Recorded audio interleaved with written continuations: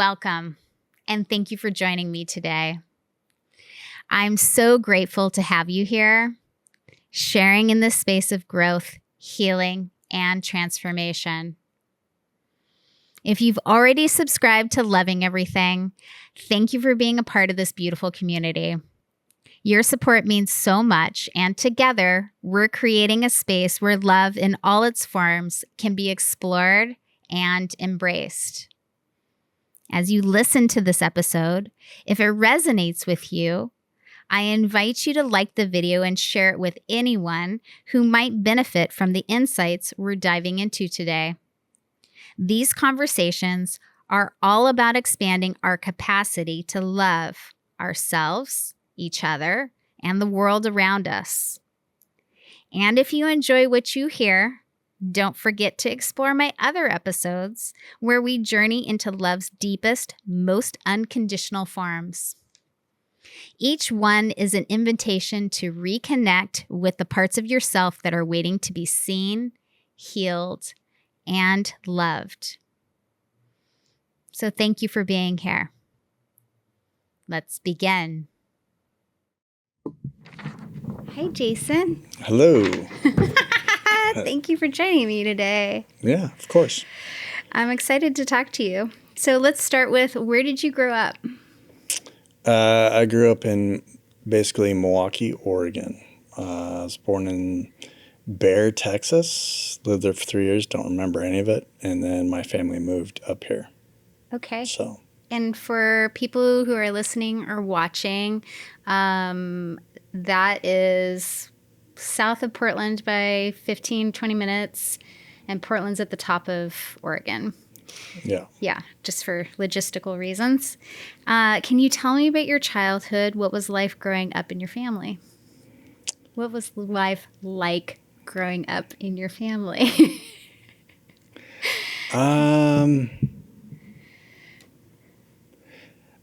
Well, I mean, I would say, my parents are very traditional, just with that generation. They're still married today, and they're still here today. They've been married for almost over 50 years. My dad was in the military, so things had to be done a certain way. So I was really raised with that my whole life. I can say that I wasn't, at any time, like there wasn't times that I didn't have probably what I needed. I always had what I needed. Did a lot of sports, had an older brother. We went two different directions. He was very musically inclined and good at school, and I was more of not those things. So, You're good at basketball? Well, no, I mean, I was good at sports, but not like, Not academically. I did enough to get by. Yeah. And it's not, I don't think it was because I wasn't capable. I just didn't apply yourself. Didn't apply myself, didn't have the attention span. Didn't want to compete with your brother. No. And still don't. But, and I think also like sports, it was just a good outlet. And I really, I think I just liked doing it. So. Did you like growing up in Malala? It was Milwaukee. Milwaukee, sorry. Yeah. Yeah, Malala's very different. Milwaukee, I mean. Yeah, it's now I look back, it's a very comfortable place to grow up.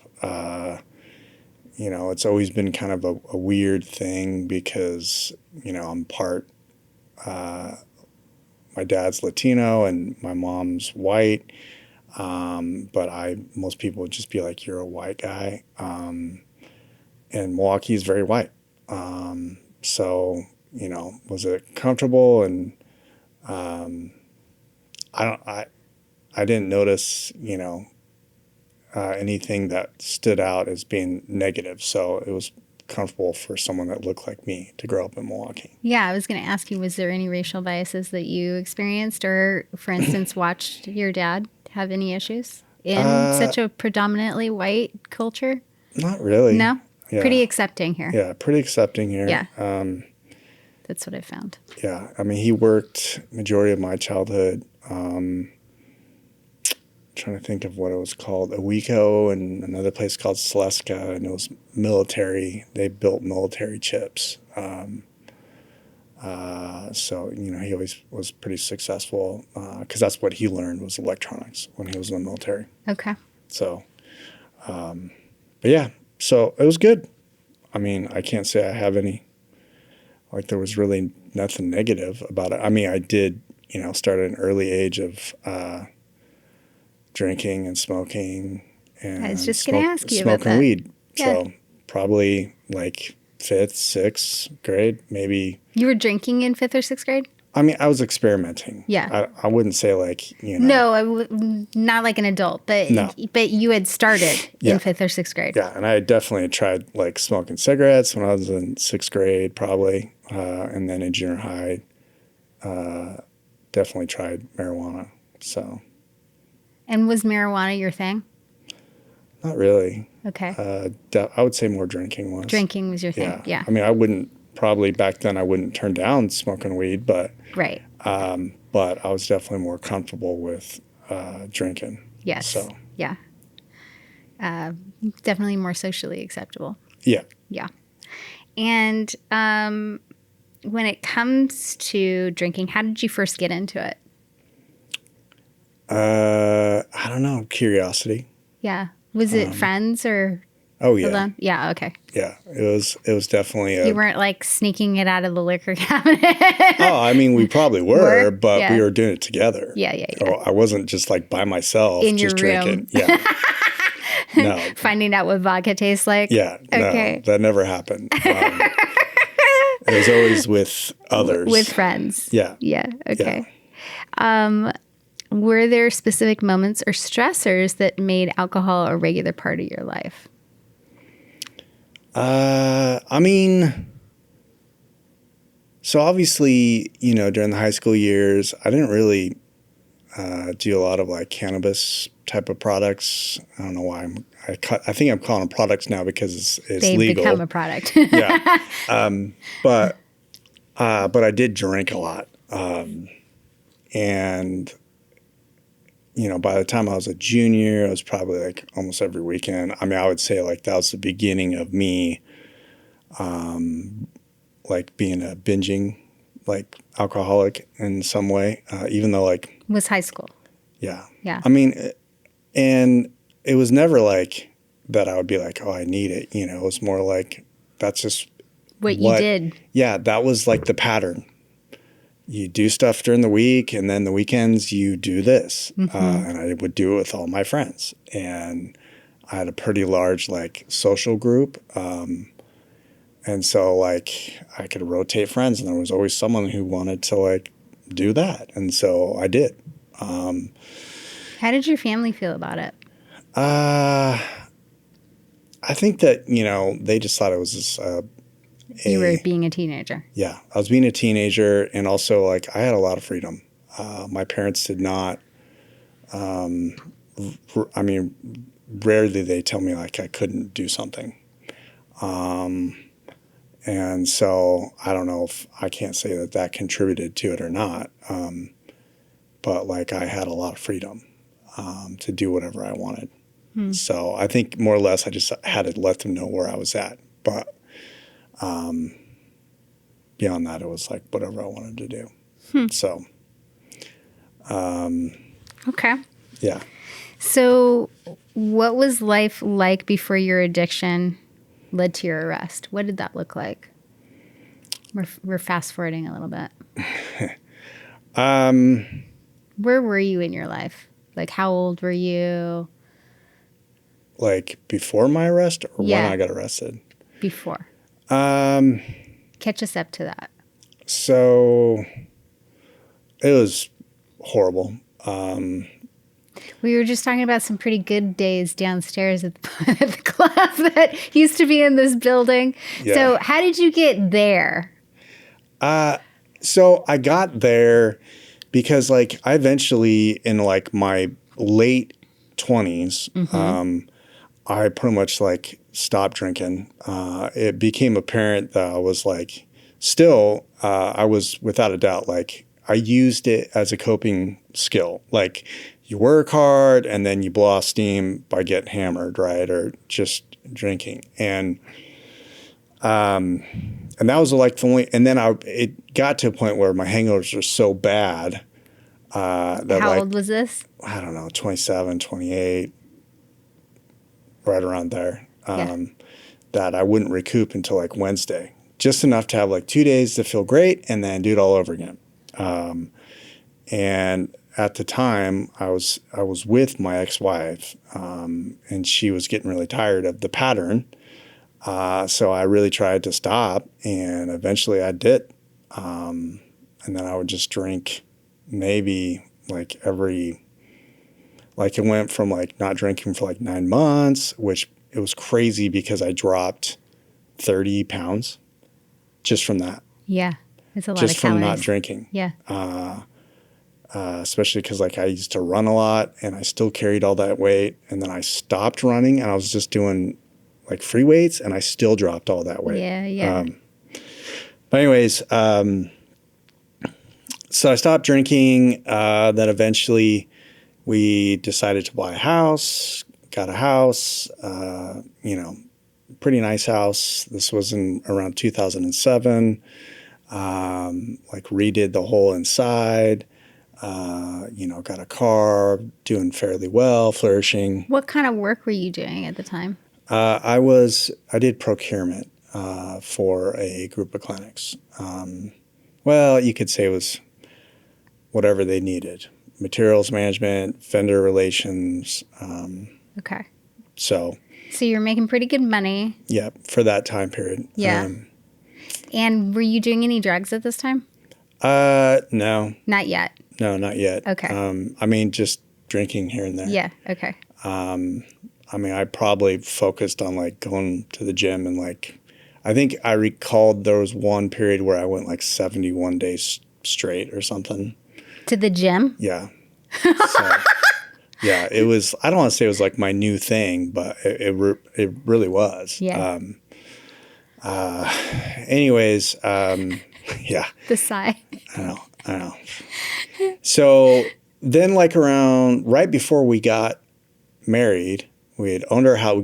We did it kind of backwards from what most people do. You owned the house first. Yeah, owned the house first, and then I was like playing basketball at a high school with some of my friends with the varsity team, and just went around the corner and I dislocated my knee.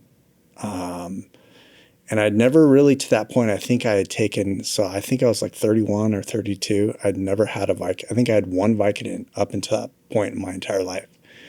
And it hurt so bad. I remember going to the ER. I'm just like, this thing is absolutely killing me. Like, I felt like even if the wind blew, it would cause pain in my knee. It was just very traumatic. Plus, I'd never felt like breaking something. Because I want to say I slightly dislocated it. When I mean slightly, like it felt like 2 inches, but it probably was like so small of a, slight dislocation because it popped back. Either way, it was really painful. Oh yeah, it was. Yes. It was. I felt horrible for the kids that witnessed it, and just the things I was saying because I'm surprised I didn't pass out. I couldn't talk to anyone. It was horrible. Anyway, so they obviously prescribed me Vicodin, and I think soon after that I got the diagnosis that I was an ACL MCL tear. So I tore 2 of the ligaments, and it was some period before I had the procedure to get my ACL repaired, but that like started my journey of being on pills, and really it didn't stop until 8 years later. And that like led me up to the place of getting arrested. Yeah. So how were you able to manage that? You were just taking them and still working? Yeah. Yeah. And still on with your life and still with your wife and Yep. Yeah. You were functioning. I was functioning and You're a functioning addict. right. Well, were you still drinking every so often? not very much, but yeah, I mean, definitely. And when you say you were taking Vicodin, your doctor was prescribing it that entire time, or how are you getting it? Yeah. Yes. It was prescribed, doing it the way I was supposed to. Yeah. I mean, after a few years. Did you ever know you didn't need it, but you were just taking it anymore? You were continuing to take it? Well, I mean, so from what I've heard and also from my experience. Yes. When you are on opiates or pills for a duration of time, your actual pain tolerance drops. And so everything hurt. So in my mind, you thought you were doing something good when you were doing something terrible. Oh, yeah. I thought I needed it because I had pain in my knee and pain in my back and, so you're justifying it? Yeah, I absolutely was justifying it. And whether or not if it was truthful or not, I don't know.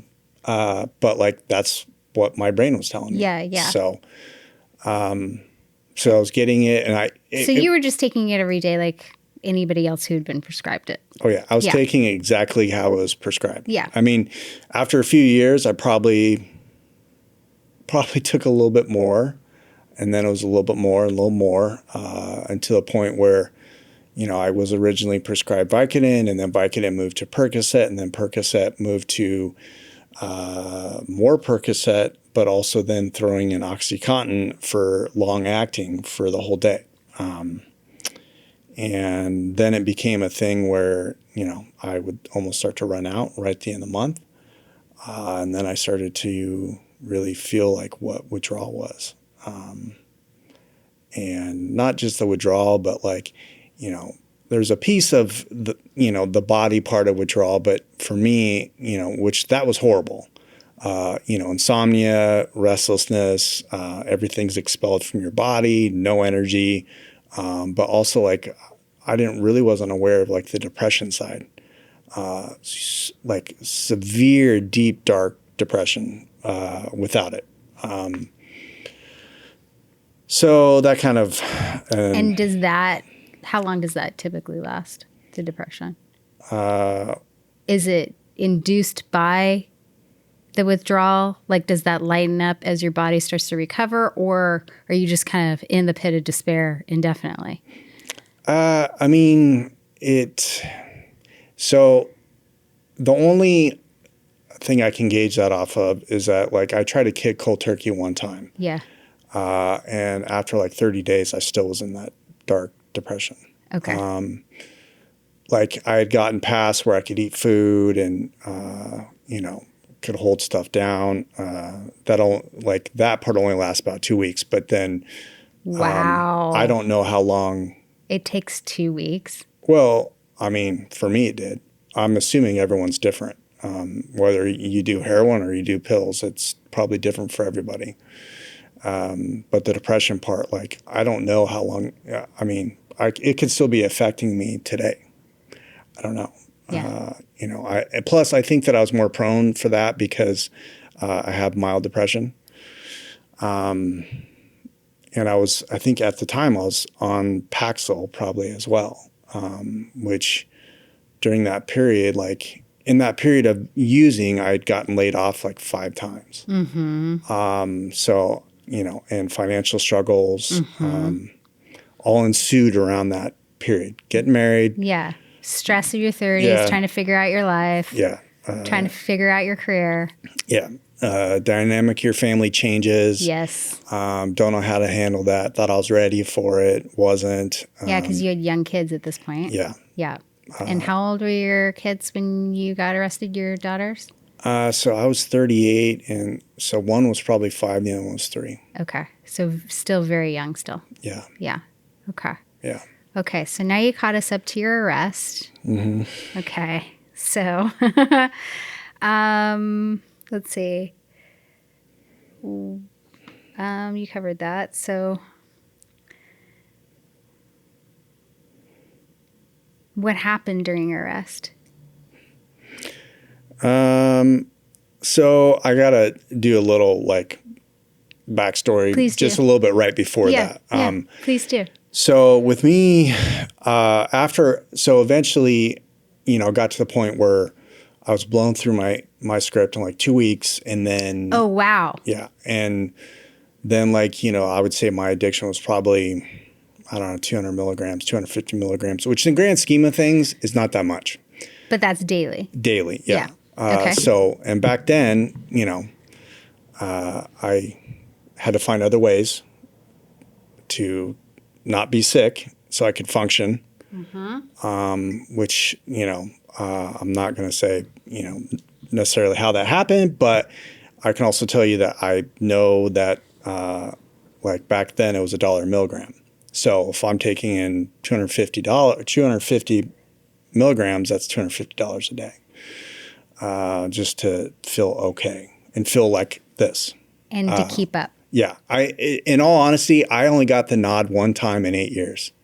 And it was early on. I never got the nod. What's the nod? Explain that to people who are The listening. nod is like, it's something more commonly you will see, obviously, with people who are combining meds like Xanax with pills or Xanax with heroin or just heroin alone. But when people take quite a bit and they just really can't keep lift their head up. Yeah. And I just never experienced that. And it's probably just because I didn't take enough. I just took enough just to feel normal. Yeah. And that's also, luckily, probably because that's all I could afford. Yeah. So. Very expensive addiction. Yeah. But And were you doing any other drugs besides this at this point? Okay. Nope. Okay. So then eventually, when I did the kick, when I tried to kick it, we had to go to my doctor because at the time my wife found out that I was blowing through all this other money, and she's like, "Where is this going?" And I had to come clean. Yes. And then we went and talked to my doctor, kind of set up some kind of plan. It wasn't really a plan. It was basically, I'm just going to kick in bed. It was horrible. I think in 2 weeks, I lost 17 pounds and basically didn't get out of bed. My legs atrophied. And like I said, I'm sure that other people have had way higher tolerances and maybe didn't experience that bad. I don't know why mine was so bad. Yeah. But that's my story. Anyway, so after that, then I really tried to stay clean for a period of time. I eventually relapsed at about 45 days, and was doing some pills. And at this point, were they illegally you were doing the pills? Oh, they were probably somehow I found them. I don't know if they were mine. Right. But, and a lot of that had to do with just because I still was just in a dark place. Yeah. I used to call, opiates like my happy pill because, and I don't want to say like my brain just stopped producing serotonin and stuff, but maybe it did for a period of time. Basically goes into like what would they call it? Like it just stops producing dopamine. That's what happens when you're on pills for a long period of time. Yeah. But anyway, so then I eventually was doing Suboxone. This is after the arrest? This is before. This is Okay. getting to that point. Okay. What is Suboxone? Suboxone is a synthetic opiate, and Okay. it's used to either taper down or to get people stabilized. Okay. Thank you. To get away from heroin or whatever. Okay. And I took very small amounts because really my goal was getting away from pills. Yeah. And then for some weird reason, I had this opportunity to either try heroin. And it was probably about 6 months after trying to kick, and then trying to survive. And within this time period, my personal life was just a nightmare. It was just bad. And I understandably, I don't think I'd been working, or I think maybe I got my insurance license, but around that time, but I failed severely at doing that. It was just a joke. But I had the opportunity to either go towards heroin or do meth, which I'd done before in my early 20s. So you had dabbled in street drugs. I had dabbled in previously. street, but yeah, in my By then. 20s. Yeah. You just weren't taking anything regularly or doing anything regularly other than drinking. Not at all. But you had dabbled in some things. Yeah. Absolutely. And so so I eventually was working doing sales for a medical refurbishing organization, and it was actually a really cool organization. We really focused on working on autoclaves, which is sterilizers, and we had loaner programs and a bunch of stuff. Which when you don't think about how many companies use sterilizers. Tattoo companies, piercing companies, medical companies, dentists. Spas. Yeah, spas, all these places. So it was actually, and I really liked my boss. He was a good guy. But during this period, I was dabbling with meth, and I was a sales rep, and I was going around trying to gather business. And sometimes I would take little trips other places. And so I was going to meet up with the only person I knew. And what year is this? Oh, geez. So I was 38, so it was probably 2010. Okay. I'm guessing. Okay. I know it was around the 20th of Halloween, 2010. Okay. But anyways, he was walking on the side of the road. I rolled down my window in my company car. He threw in my stuff, and then I look in the rearview mirror, and there's another undercover cop behind me. And in my brain, I'm just I'm so screwed. My life's over. And anyways, we both got arrested. My boss almost called or reported his car stolen. I eventually had to call him, and anytime you're incarcerated, there's a message that says that you're receiving a collect call from downtown. I mean, it was just, and the then humiliation. And then I talked to my wife when I got out, and she's like, "Don't come home," and we're getting a divorce. And I had a pending felony for possession, and it was some bad decisions, bad time. So and also struggling financially just to stay afloat, keep our house. Yeah. Marriage was already just horrible because I lied so much. The one positive thing was my kids, and a lot of it just because they didn't know what was going on. Yeah. And also when I was kicking, they were the only people that really kind of showed me any attention. So I would say I probably would have never got clean if I didn't have kids. So. Wow. Yeah. That's saying, that makes sense, but also that's saying so much. Yeah. When you think back, were there early warning signs that you or others might have missed? What do you feel contributed to your choices with addiction? I would say yes. I would say that I was more prone to have addiction problems. I knew from the very first time I drank. It runs in generations on both sides of my family. There were signs with just some of the things I did. I don't want to say there are multiple times that I shouldn't, that something should have happened to me very bad. And just somehow it didn't. Yeah. Whether if it was falling off a cliff, yes, and that happened. It wasn't a tall cliff, but it was still a cliff. Just doing things that normal people don't do. Yeah. Taking risks. Yeah.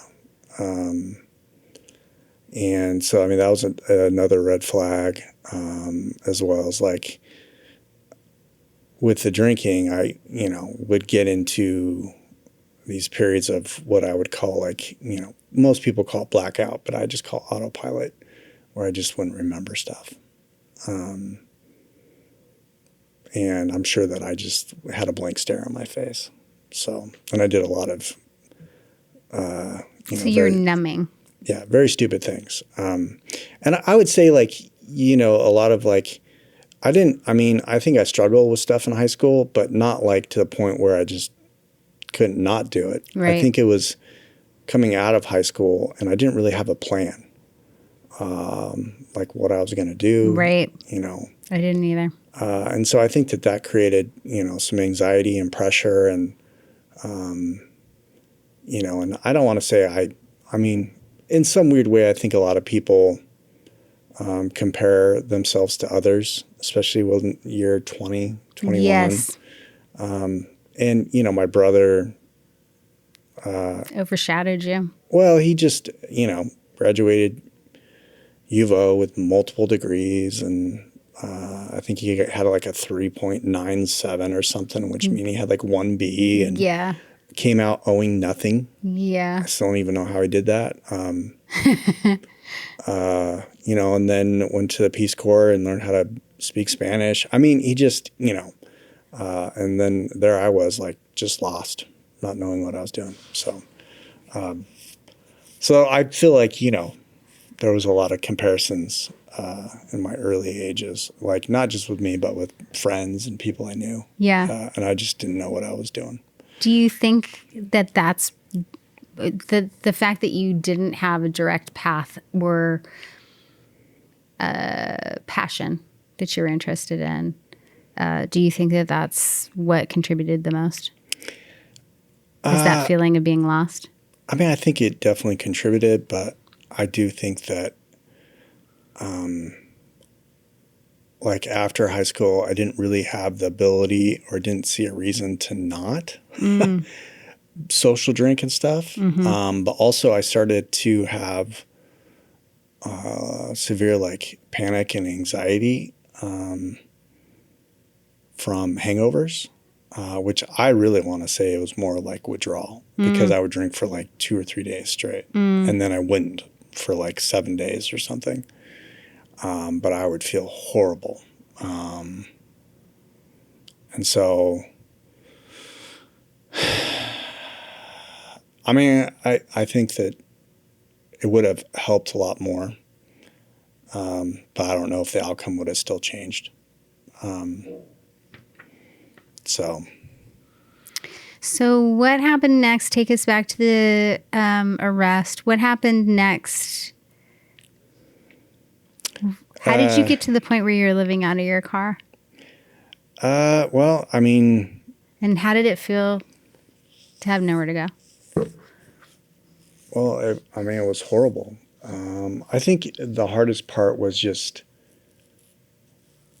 like, it didn't matter what I said, which, probably, to be honest, was, at that point, was I would tell anyone anything, especially my ex-wife, that I thought she wanted to hear, just so I could be in a place of comfort. And she wouldn't accept it.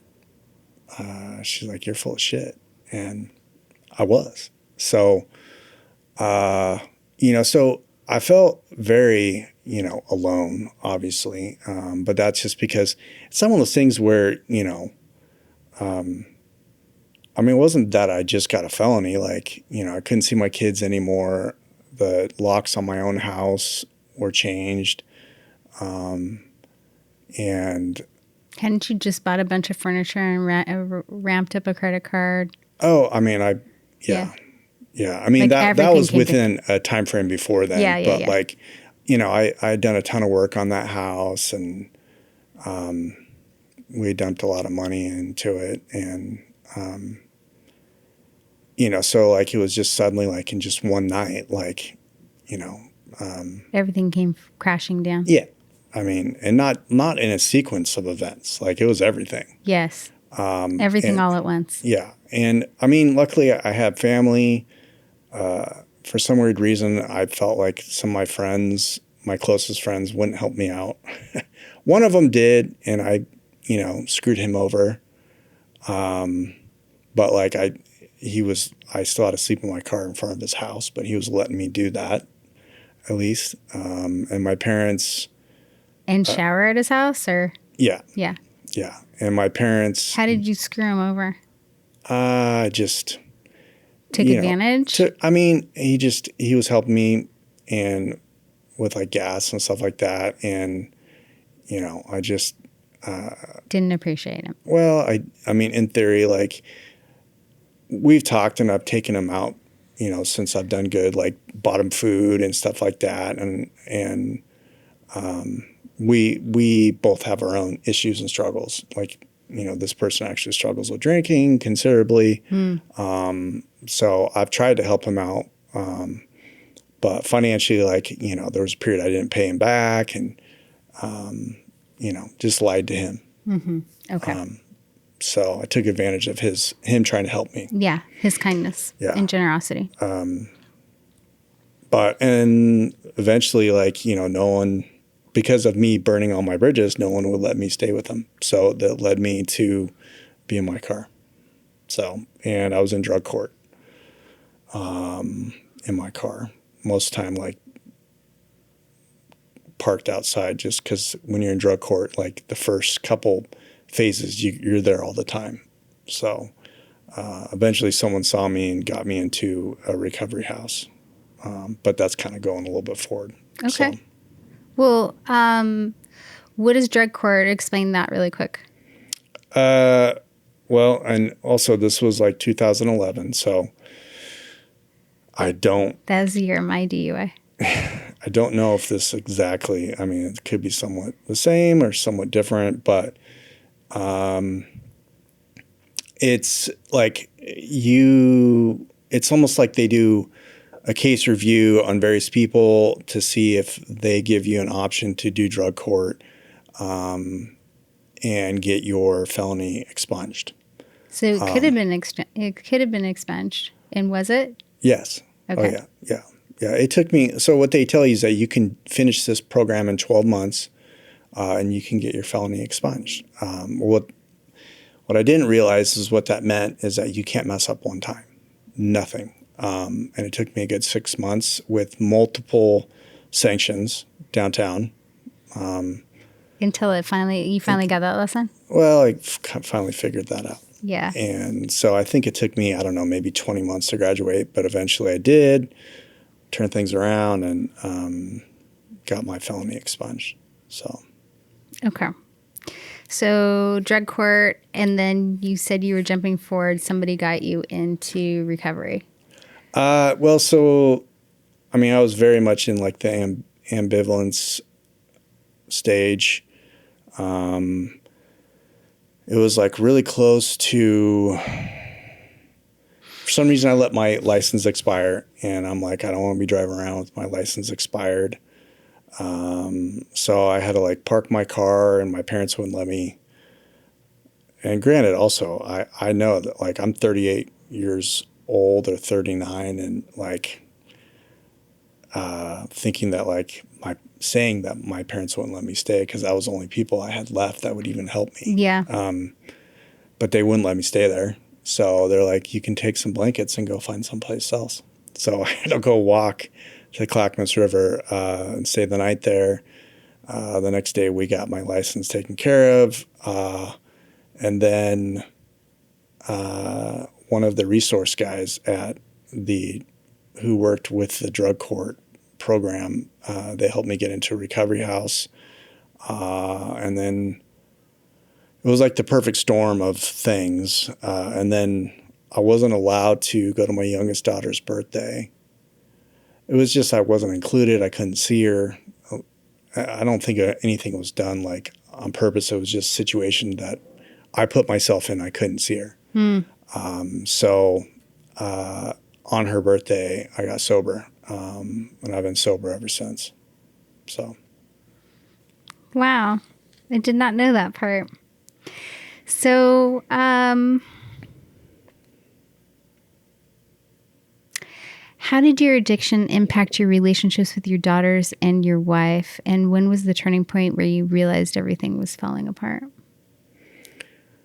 I think, my kids were so young, they didn't really know, but I think that, when I look back, they had to know because I wasn't there. With my wife, she just was done. She was done, or you were done, or both? She was done. But I mean, I don't know if I was done as well, but like, it was just different. Like, she was done for reasons, and I was done because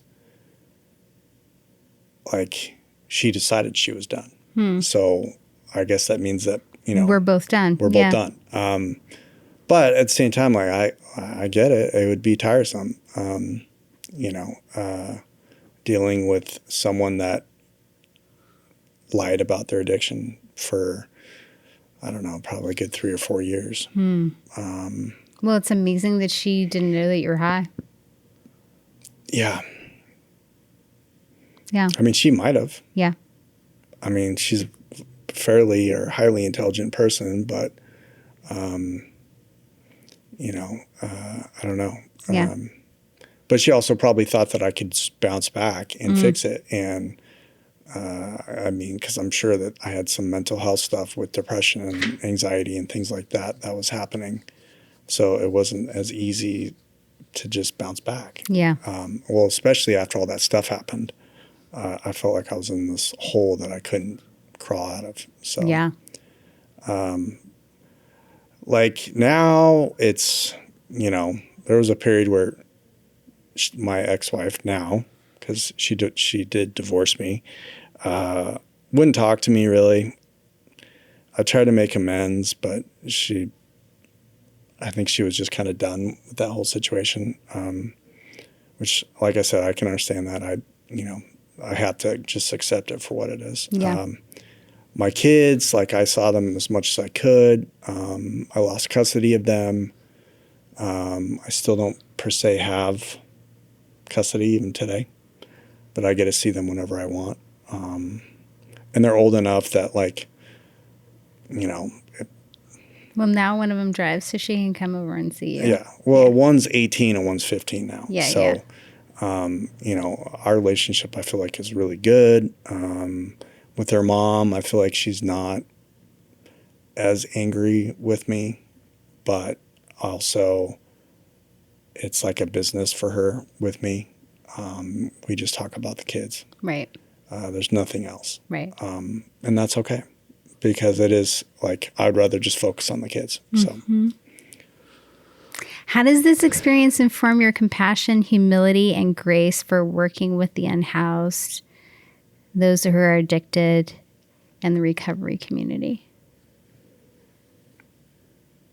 Will you repeat that first part again? Yeah. How does this experience, so how does your experience inform your compassion, humility, and grace for working with the unhoused community, the addicted, and the recovery community?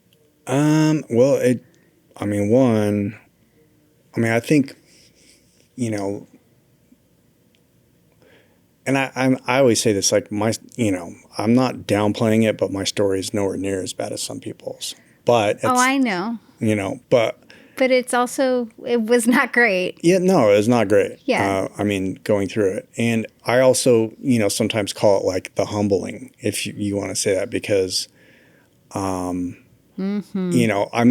so I am now 12 and a half years sober, and I still feel like I'm still trying to, I don't want to say like necessarily prove myself, but be where I could have been if all these events didn't happen. And I'll never get that time back. And it's harder to do it than, like, when people just say, like, well, just turn your life around. You're talking coming on 13. Just do it. Yeah. Just wake up tomorrow and start. Yeah. You're talking on 13 years of time, and I still feel like I'm constantly fighting to be better or be where I could have been if those events didn't happen. Which I still, to this day, I don't, I may always feel like that. So, it,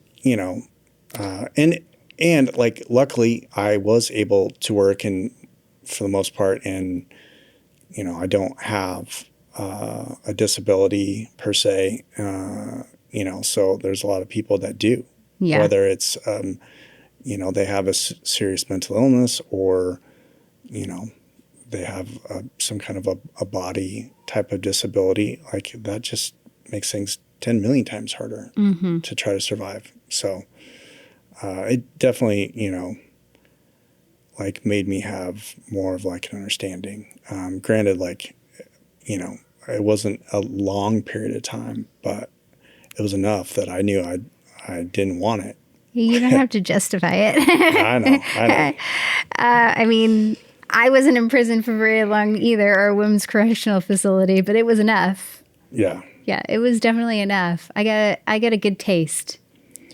Yeah. Yeah, it's not. I feel like you got a good taste. Yeah, I got enough. Yeah. It's nothing that, yeah. I I'm wanted not to comparing my experience to anybody else's. It was enough for me. Yeah, yeah. Same. Yeah. Same. After losing so much due to addiction, your family, your career, even facing arrest, what was going through your mind at that time?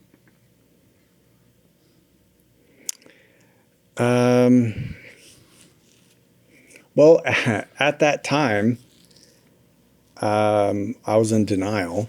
Okay. And I thought it was everyone else's fault. Same with me. And that, certain things shouldn't have happened, or they weren't fair. It wasn't justice. Yep. I shouldn't be being treated this way. Yep. I'm a victim. I'm a victim. Yeah, absolutely. Of my circumstances. Yeah. Yes. And it's, that took a while for me to change that. I mean, I did a lot of different types of meetings, a lot of like exploration, a lot of like acceptance. I went to A&D school locally here. Tell people what that is. That's alcohol and drug. Basically, I went to school to be a counselor, which I unfortunately didn't finish. But I did finish the program. But during that whole process, I think it was really interesting to me because I was learning about me. So, so it's one of those weird things. Like I needed like a slightly alternate route to heal and, look like I have to have acceptance that like, I have to accept my part in that, I did this. So it wasn't any one person or any particular experience that you recognize that was really the shift for you. No, I mean, it was a ton. It was like accumulation of things. Things, yeah. Yeah. Accumulation of negative things to finally get sober, accumulation of positive things, and or educating myself to like learn how to heal. And that includes like, meetings, counseling, exercise, a bunch of different things. Yeah. Which I had to say, like, it's something I continuously still work on today. Like, don't know if that will ever stop. So, but I do know it will change at times. So, and that's where like just knowing the different outlets, because sometimes your normal ones don't work. So you gotta go mix it up. Yeah, go a different path. So. Self-loathing and shame can be overwhelming parts of the addiction journey. How did those emotions shape your choices? Well, I mean, I can say that I definitely had all those. It was like a pity party that I put on for myself. That I caused, but then I wanted pity from everyone. Yeah. So, I mean, there was like a good year that I was in a very like super dark place where I just didn't really care. And a lot of it also was just like not knowing how to get myself out of it. Mm-hmm. Not having the tools. Yeah, not having the tools. Not knowing something new. Yeah, not knowing something new as not well. having some interventions. Yeah. Not having different modeling. Yeah. Well, and then it just, it was or support, it sounds like, to get you through it. I mean, when you are in a particular, like drug court or whatnot, like you do have a counselor and you do groups and things like that. Yep, I did too. Which, I'm sure it helped. And I also did inpatient multiple times. I'm sure that helped. So it all helped. Yeah. It all contributed. But yeah, I don't know luckily I pulled myself out of it, but there was periods where I just didn't care. And like I said, this goes back to my previous statement of like, I'm sure that's why, my kids, I don't want to say saved my life, but I'm sure that they did, and I'm not saying I don't love gave you something to live for. Yeah. And that's saying, I'm not saying I don't love other people, like my family, friends. Yeah. But they weren't enough. Yeah. And myself definitely wasn't. I hated myself with a passion. So, and like had zero self-confidence. So, I think it helped a lot that my kids always like treated me the same. So they were your anchor. Yes, definitely. How did you get over the hate of yourself? I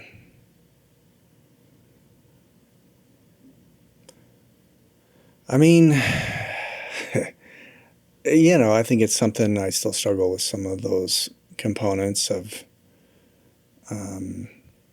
some self-confidence things even today. I can say I don't hate myself anymore. A lot of the things that I do now are, obviously, hopefully to help others, but because I care about myself. Yeah. That's a tough one to answer because I don't know. It's a trick question. Yeah, I don't know. I was just curious if you knew the way through that. A lot of it is, self-compassion. Well, try to do that, but also a lot of counseling, a lot of forgetting yourself. Yeah, a lot of living through other people, your stories. Yes. And learning how to learn from that transference. See it in other people. Yeah. I'll never forget showing up to my second DUI that required, counseling. And at first you're the person that shows up and you're like the angry one and everything's wrong and you're pissed off that it has happened and you're mad at everybody. And then it starts to work. And 2 or 3 months or 6 months, I don't remember the timing, but however much long goes by. And then the other people start showing up that are brand new. And you're sitting there watching them have the same experience as you when you first came in, but you're recognizing how much has changed since then. And you're like, oh, I remember when I talked that way, or I remember when I treated people like that, or... Yeah, it makes you very reflective. That was very powerful. That and who led my group, but that was the most powerful because I had to do individual counseling. I think I had to go to counseling for a year, and then I had to do individual counseling. I had to pay for it all too. Individual counseling with her for another 6 months. I got maximum. Yeah. And so that individual, by then she'd known me for a year. She just whooped my ass. She is a social worker. She was not effing around. I would say self-reflection probably was a very huge component. Yes. Because I'm a watcher, a listener. Yes. Not because I want to be. It's just something I do. But looking at other people's behaviors and be like, oh, I do that. Makes you reflective, yeah. Yeah, maybe I should work on that. So.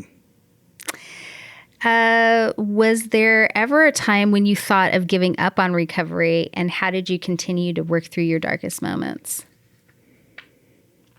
I mean, I would say, like the first 6 months to a year was really hard. And I also would say, I mean, because, I went through, I mean, I definitely, I was in recovery housing for, I don't know, maybe the first 4 years of my recovery. And there's a lot of things that you cannot, like your environment, there's nothing you can do about like what's going on in that environment. And also I lived in a house with 20 or up to 20 men, which I eventually managed for like 3 years of that 4.5 years. And just knowing learning acceptance, that you can't control everything. Which, when everything is out of your control, like when I imploded, like I felt like all I was trying to do was fight to have control. But, eventually giving in to understand like you can't control really anything. I mean, obviously most people could say like, oh, you can control things. Well, there's some things you can, but you have to be have a good base to be able to do that. Mm-hmm. And I had none. Mm-hmm. So, currently it's easier, but there's still all kinds of things that happen that you just have to let go and be like, I can't control it. But definitely the first 6 to a year, I hated everything and everyone. And I was like super sad and still going through severe depression. Luckily, I had insurance. I finally got insurance and got on some medications, and I'm sure that helped. But, and then some of the people I lived with helped. Some of the people that I would say were early mentors, or friends, they helped. Yeah, you have a lot of friends. You have a lot of connections. So. A lot of people who care about you. Was there a turning point that pushed you towards recovery and rebuilding your life? Not necessarily the arrest?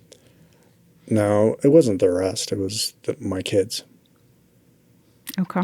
It was, and to be honest, like my memory might be somewhat wrong. Like it might not even be that I could not see her. Maybe that's just what you've chosen to remember. Yeah. And also because of that, like the date is on my daughter's birthday. So I get to celebrate her birthday every year because I'm sober.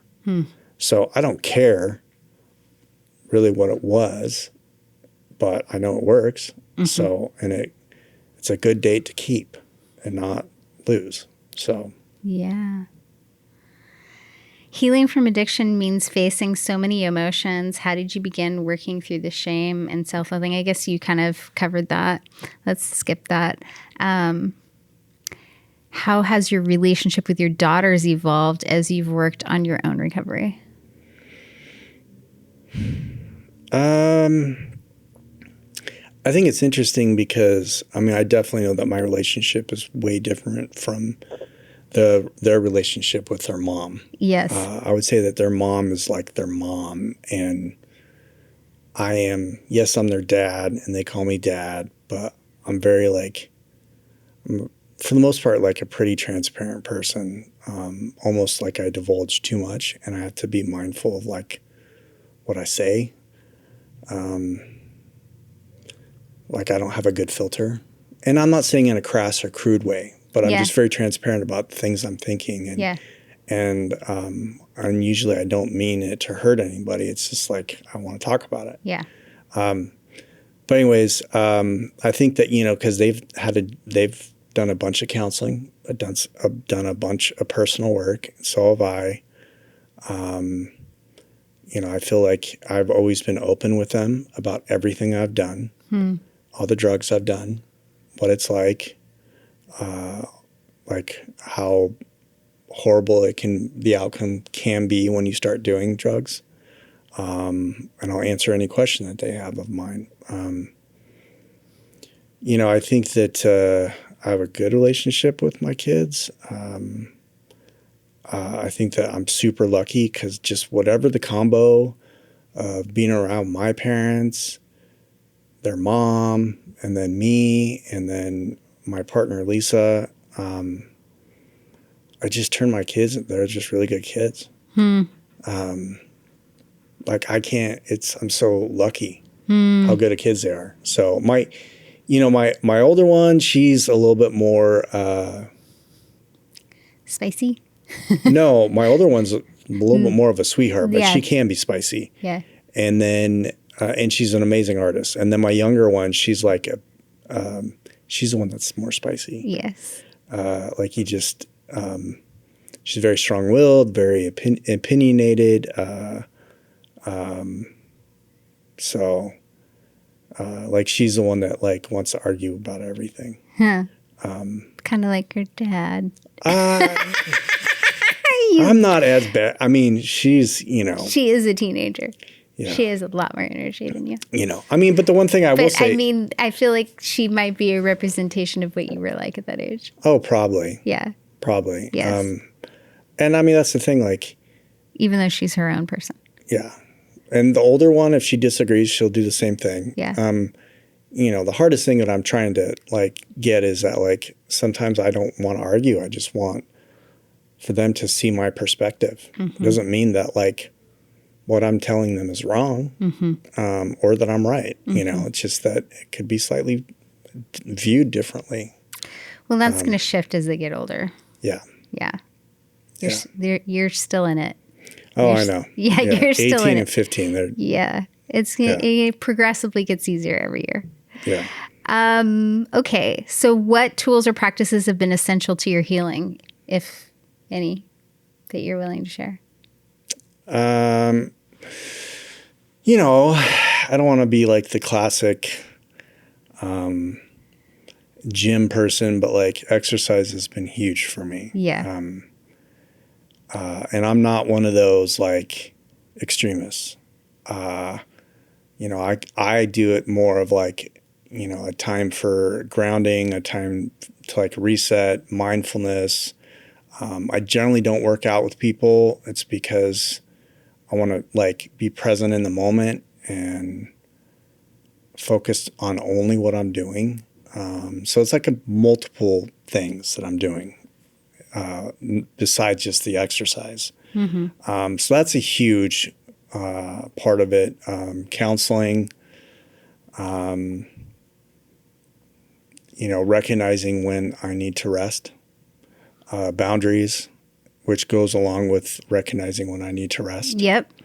That I don't have to do everything or, when people invite me, which is hard sometimes, because I don't want to say I'm a people pleaser, but I don't want anyone to think I don't like them. Yeah.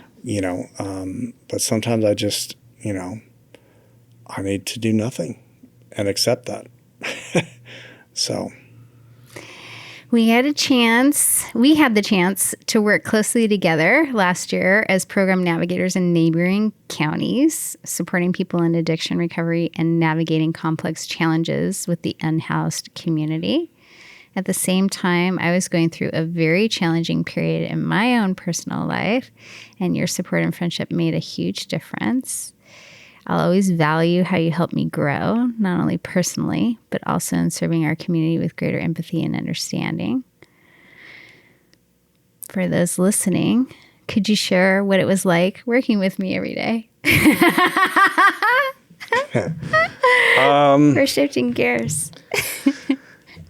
I mean, I enjoyed it. I know that sometimes people can take your personality personally. In like a negative way, because you can be very direct, which I actually appreciated. It never bothered me. Yeah.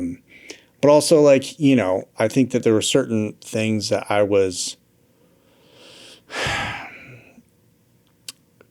appreciated the fact that like, the collaboration with like, you know, some of your stronger points and some of my weaker ones and vice versa. Yes. Especially You taught with me a like, lot. well, you did as far as like making connections and getting me in front of the people I needed to talk to, which I'm sure I would have done it, or got to that place, but not as fast as you would. So, you know, so I'm sure that just, you know, due to being around you, some of that rubbed off on me. But like, you know, I mean, I appreciated our moments of downloading, not just work, but our external life, you know, because you're going through a tough situation and, yeah. And I also think that it was nice that like someone trusted me to discuss certain things. So, yeah. So I will never have anything negative to say about you. Thank you. Yeah. I appreciate that. Mm-hmm.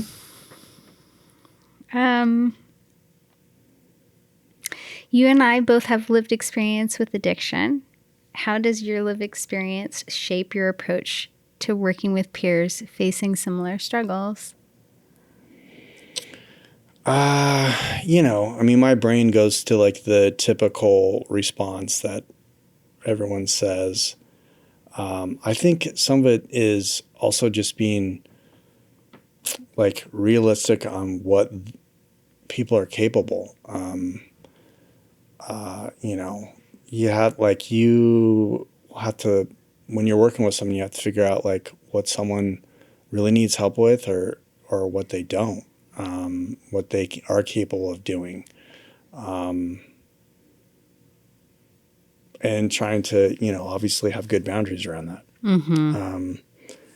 And not, you know, not doing too much because the goal is to like work ourselves out of a job. Yeah. With each person that we work with, so they're self-sufficient. But, you know, at the same time, there's probably a ton of people that we work with that will always need help. Yeah. That's the reality. I know. You know, especially because there's a constant change of like navigating systems and how things work and Programs change, organizations disappear. And it's you know, for me, I don't feel like it's anything simple. It's not.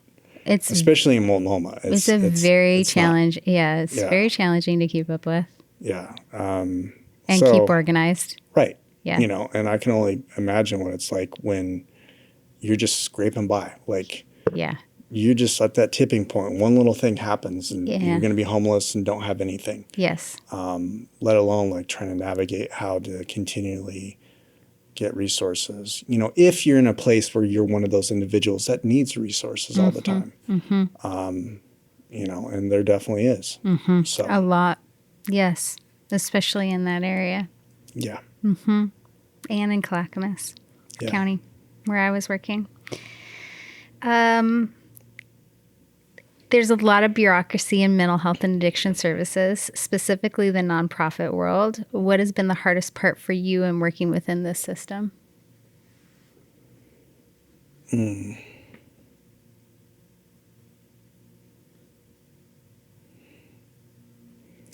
I mean, from a personal standpoint, you know, there is, I mean, we have a ton more services than what we did. You know, and I've heard the statistic that someone says that we're like 50th in the United States when it comes to treatment availability. And, you know, I mean, I don't know if that's entirely true, but recognizing that, I mean, if we're not, then we're probably pretty close.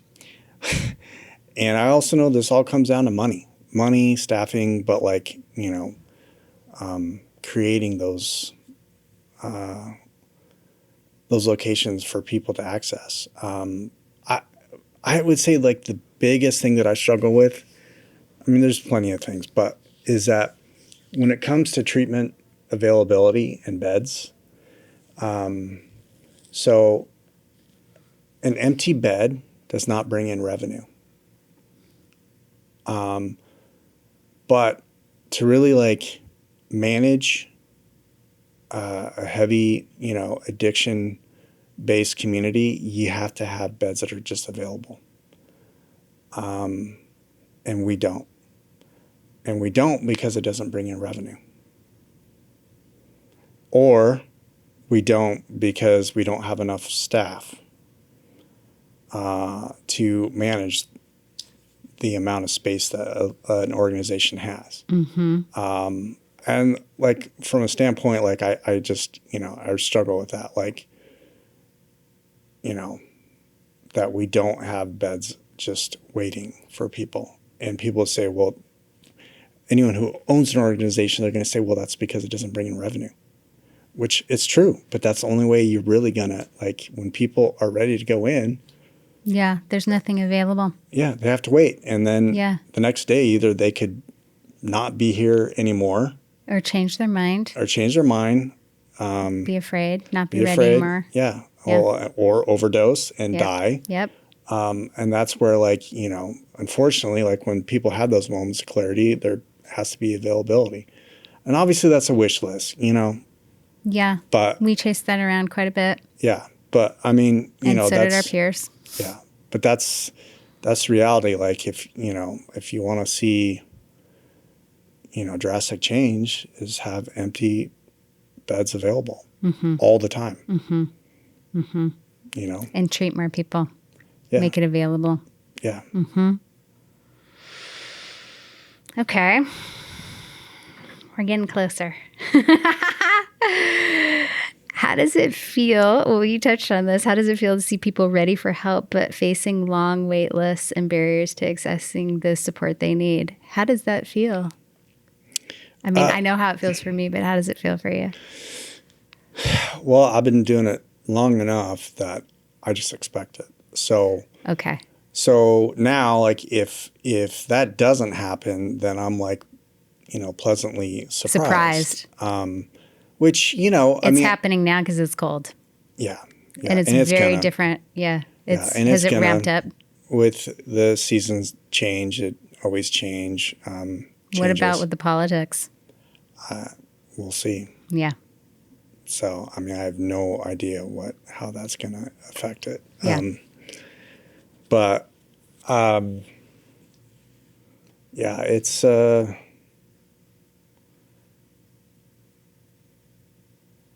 tough one. Mm-hmm. It sure is. Yeah.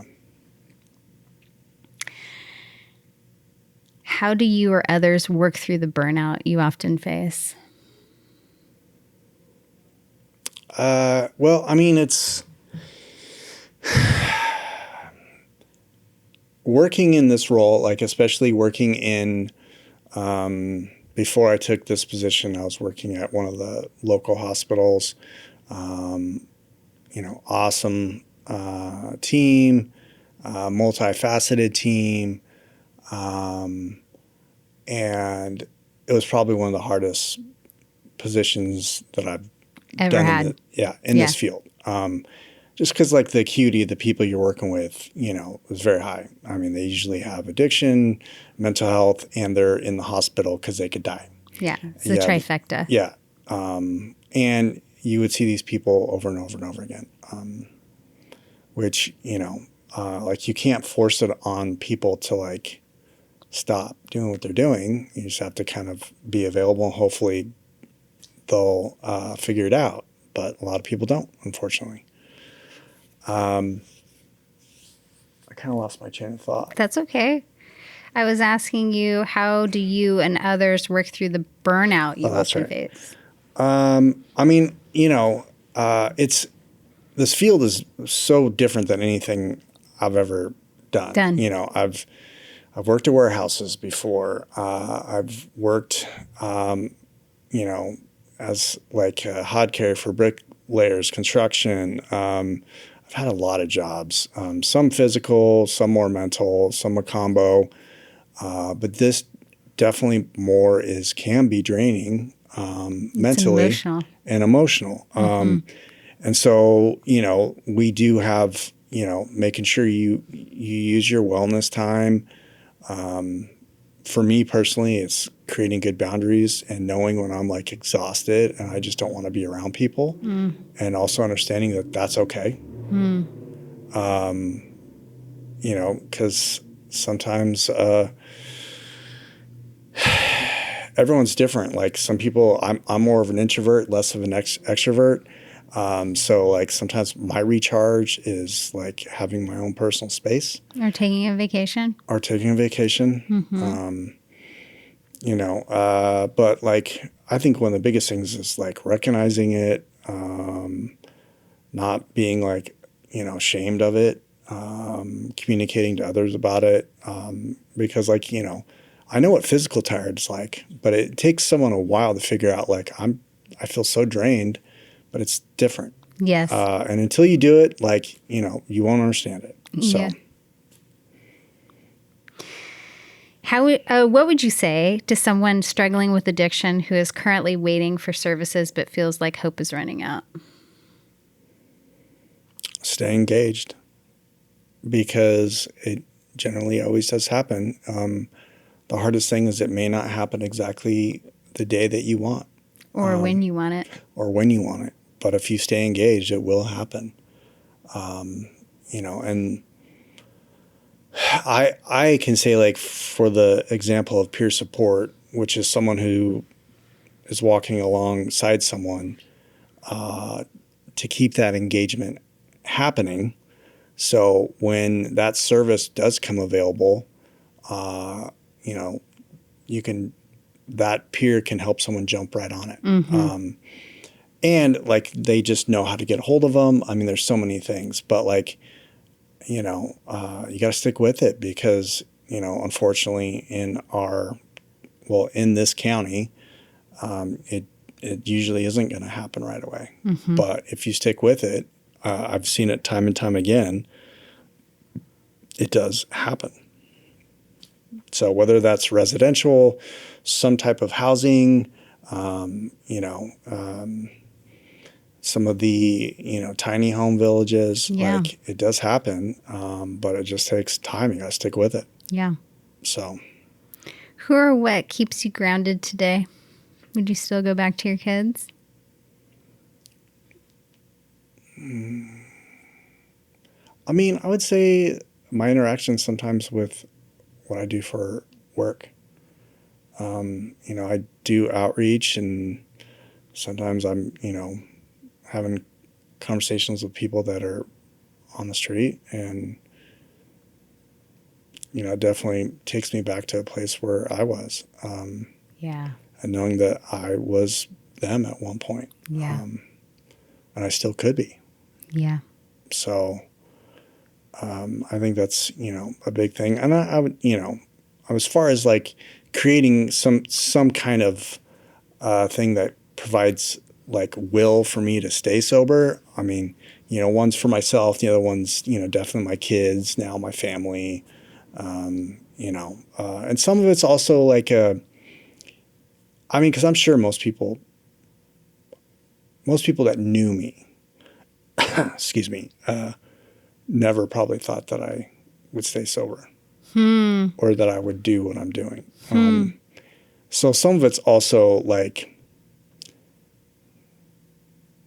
I'm proving some of those people wrong. Yeah.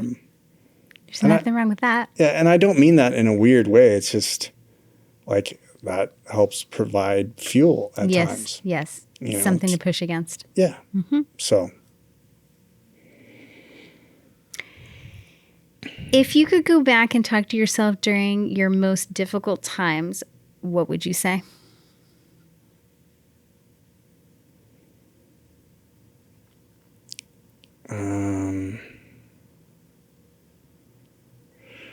I would say, one, like, I would seek out help. Because I could have caught some of my issues multiple times. If you hadn't tried to do it alone? Well, yeah. Or if I just would have figured out a way to get help. Because like I said, I'm I've always had that addictive tendency, and whether that it was with drinking or, eventually pills, or just also communicating about the internal thought process of the stages of when I knew that pills was slowly starting to take over. It's just such a gradual thing where, you eventually believe everything that your brain's telling you, which is, I need this. My knee is horrible, I was on pills when I did the Hood to Coast, and I need these to be able to perform and run the Hood to Coast. It's just, keeping all that stuff inside versus communicating to someone about what I'm thinking about. A lot of that was due to shame. Yeah. And by the time, you really need to talk to someone, it's too late. Yeah. So. What part of yourself are you still working on healing?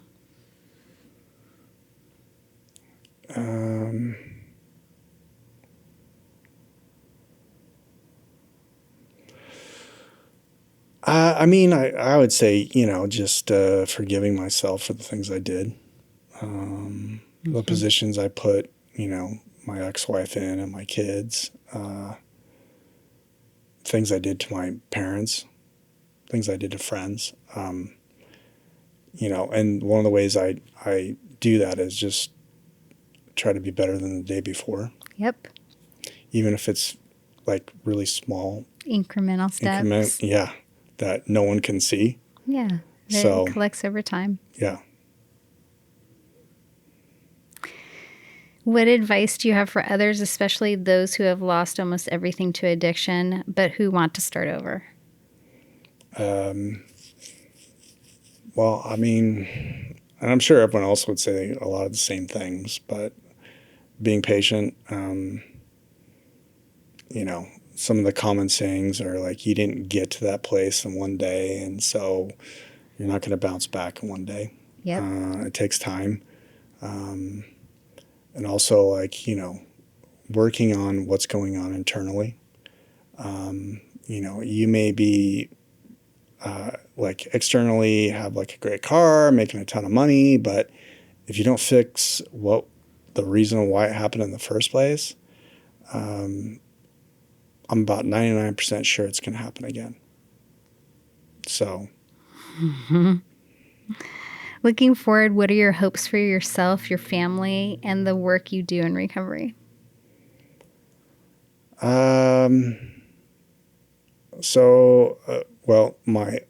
oldest is going to go to tattoo school, so I'm excited for her to do that. My youngest wants to be an EMT, excited for her to do that. I feel like I have a good relationship with my partner, Lisa, stay in that direction. I would say with work, it's one of those things I do want to move forward. It's unfortunate, and I can't see a way of how I would go back to school right now. But obviously I would like to continue to progress. You would be so good in my program. I would love to go back to school, but it's a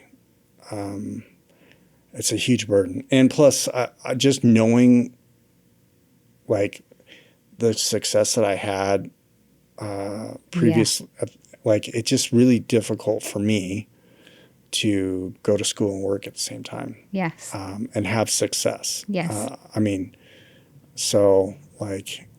Something has to give. Yeah. There's no way I would have gotten through this semester if I had had a relationship that needed tending to, other than myself and working and my personal life, anything that came up in my personal life, just trying to get everything done with the demands and the expectations that came along with that.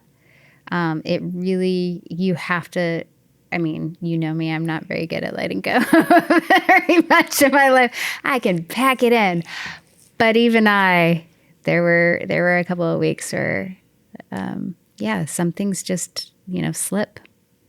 You can't keep it all going. Something has to give in order to make space for such a large dedication of time. It's a very big dedication of time. It's probably 25 to 30 hours a week at least. So it's at least a part-time job, at least.